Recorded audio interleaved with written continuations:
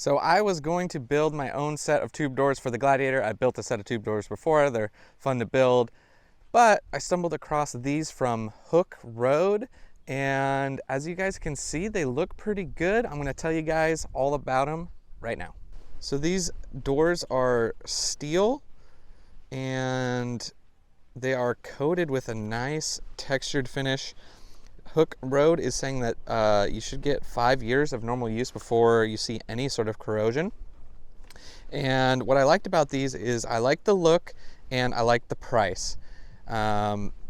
These are probably one of the cheapest tube doors on the market at $400 a set, and they're available on Amazon and directly from Hooke Road, and I'll have a link down in the description if you're interested in picking up a set. But let me tell you guys a little bit about the whole process. So there are a few things to note for the installation, and it does require a bit of work to get the doors dialed in and latching properly.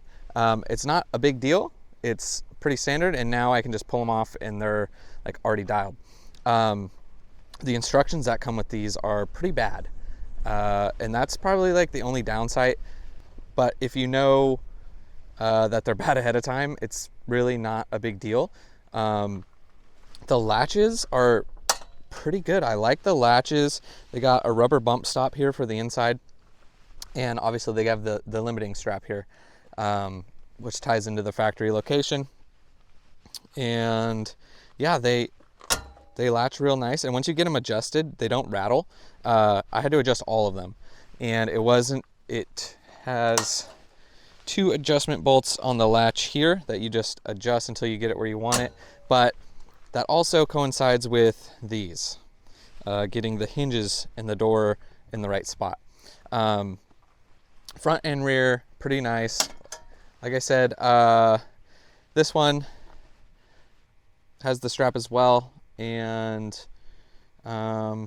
it works if the bracket like bolted here but then came up to here, so you had it straight across, but that's no big deal really. It still works. It's just it just looks a little off maybe. I like these holes and stuff that are cut here. Obviously you can run mirrors for the front doors if you want. What I'm doing is I'm running these blind spot mirrors in the vents. So you still use your vents, they can still be normally closed, or the mirrors, and you can actually see on the driver's side really well down the side.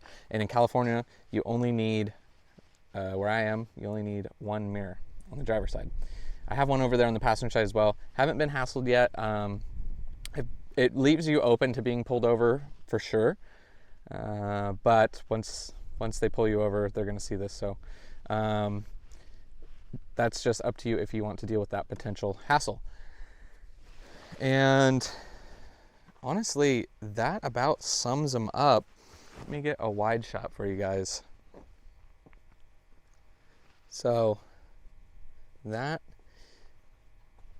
are the Hooke Road doors, and I'm pretty happy with them. So just to sum it up, $400 for a set of 4.